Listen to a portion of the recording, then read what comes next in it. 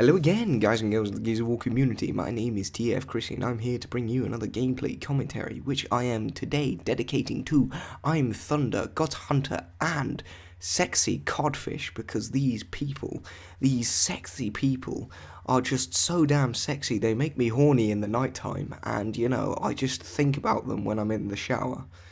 But, all sexy things aside, let's get into this gameplay commentary. And, so today I want to talk about the perceptions of, competitive players, and, what a competitive player is presumed to be, and all these things, because I just want to talk about, like, what the non-competitive player looks like. When I talk about non-competitive player, these are players who literally have not played it in any sense at all, so have absolutely no understanding of competitive gameplay, and their perceptions of a competitive player and what they're like. Just quick mention of the gameplay before I get started. This was 2 rounds from a 3-round game. We did win, if you're wondering, but it was too long. I mean, the gameplay's already 10 minutes long, so it's going to be a long commentary.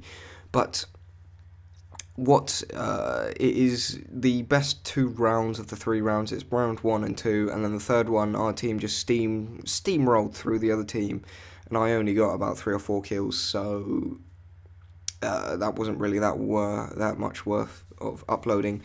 But I did do some of my best Nasher play I've ever done in not a competitive match, in a public match for at least a few weeks, so I thought it'd be very interesting. So if you're the kind of player, or the kind of person that just sits back, opens a new tab and browses while he listens to a commentary, this might be the very one where you have to stop that and just sit back and listen, or sit back and look at what's actually happening in the gameplay. But let's jump into the actual commentary itself.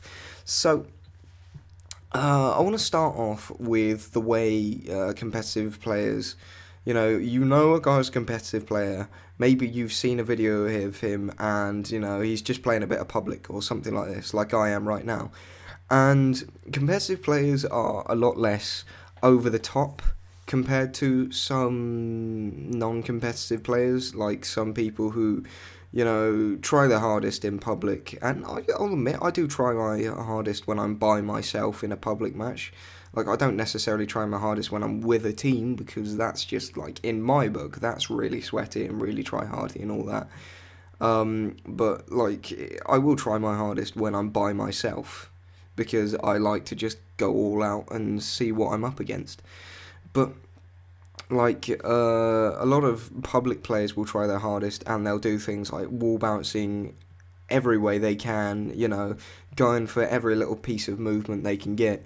And a lot of players, whether they're a whether they're a montage kid who actually makes these kind of videos and shows off how they play, or people who just generally play public, they have the perception that these players who aren't doing all these competitive players who aren't doing all this, wall bouncing left and right, unnecessarily going everywhere they can, are not good. Because you see people like the people from ESS, I've got nothing against them, and I know this is the 3rd commentary where I've used them as an example for a derogatory term, but still, I just want to get my point across. Basically, what they do is they do a little video where it's called ESS bouncing or something, and it's everywhere. It's just left, right, left, right, left, right, and all this kind of stuff, and they're bouncing as much as possible. But the thing is, yeah, maybe you're making the enemy miss, but you're also making yourself miss, because you're completely disorientated from what's going on. So when you see these guys in public, they're going everywhere, they're bouncing as much as they can, but it's not helping them as much as they might like. So then you see a competitive player who will do literally as much, or only as much as he needs to. To do anything more is overcompensating, and to do anything more is to make yourself is to basically just it's not helping. That's what I'm trying to get across.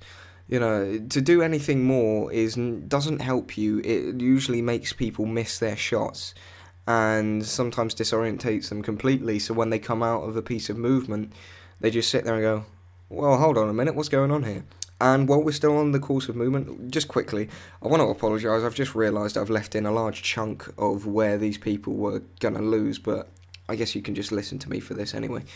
But yeah, where was I? Okay, so another thing about the movement is a lot of competitive players who are good movers won't necessarily use their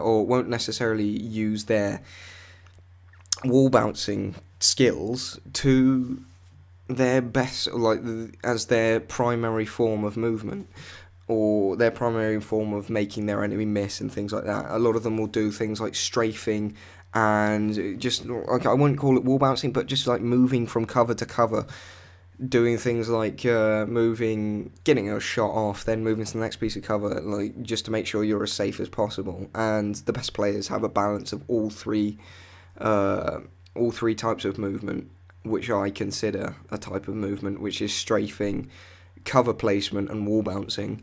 And that's what I consider the three main things of movement, and a good player will have the perfect balance of the three. Now, when you see a player or a competitive player in public, when he's not wall bouncing everywhere, people think, well, he's obviously not good, because you see this other guy and he's wall bouncing everywhere and he got a few kills out of it. It's like, well, no, that's not the point. We're playing for the best possible way of us surviving while getting the best possible chance of us getting good shots off.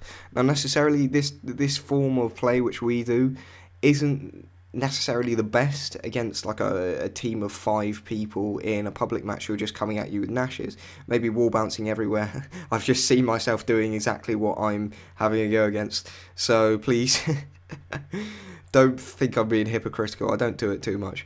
But yeah, they see people, and yeah, it doesn't help necessarily with when you're going up against 5 people, like that clip of Mumu, where he was going straight at them. He was doing a little bit of unnecessary wall bouncing, tiny bit, not as much as some people do. But like, it helped him because these players were all coming at him with nashes, and he's keeping them off guard and moving as much as possible, while in a competitive match we would have to deal with people coming at us with lancers and things like that, and that just doesn't really work against people who are lancer strafing you. But yeah, that's the main thing I wanted to talk about. There's also a few other perceptions, like sometimes people call it, have a go at us for kill stealing. Personally, I have my own little opinion on this whole kill stealing dilemma. A lot of people sit there and go, oh yes, it's kill stealing if you take the kill of the person who got the down. Well, I don't think that's fair. I mean, if someone's gone in there, he's done all the work, he's gotten all the shots in, and someone else has come in and come up behind this guy and go, oh, look at him, shot him in the back, minimal work, minimal effort, and minimal contribution, then why does he deserve the kill when the guy who's done everything, when he's done everything to actually, get the kill himself, and you've just wandered in and gone, oh yeah, I'll have that down, yeah, that belongs to me. It's like, well, no, it doesn't belong to you. It belongs to the person who did the most work, or at least that's how I consider it. And, I just consider it the person who's gone over 50% of the kill, or done the majority out of the people who've been shooting this guy. He deserves the kill, because it's him who's put in the work for it. And I give a little bit of leeway, because I realise that 90% of the people who play public gears sit there and think, oh yeah, it belongs to the person who gets it down. So I'm a little bit like, oh yeah, I did most of the work, you got the down, and to me it's free game at that point if I'm playing public, because I like to give a little bit of leeway. I'm not going to rage if you take the kill when I did like 90% and you did 10%, because you actually believe that you got the down and you deserve it. So for me, it's just free game. Whoever gets the kill, it belongs to. That's how I put it. Another thing is, a lot of the reason like we don't care that much about kills is because in competitive, it's about getting the guy dead. It's not about who killed him, So it's about like winning for us. So a lot of the time, we'll down someone else across the map will take the kill because it's just faster, it's more efficient that way. That's how our minds work, and that's how we work as players. But that's my opinion. That's just two minuscule things on the matter of kill stealing. But anyway, I would like to touch on these more, and I'm also, if anybody out there is interested, I'd love to do a few podcasts because I do these commentaries. I sit back, I talk, and then I get about 10 minutes into the gameplay, like I am now, and I realise, fuck, I want to talk about so much more. I want to get so much more out. But yeah, if you're interested in doing a podcast, please send me a message talking or asking me, and I'll be happy to hit you up if you are capable. I don't care if you've got a big fan base. But yeah, thank you. Anyway, so thank you for watching, guys. Be sure to like and subscribe if you enjoyed the commentary, and I will catch you next time. Goodbye.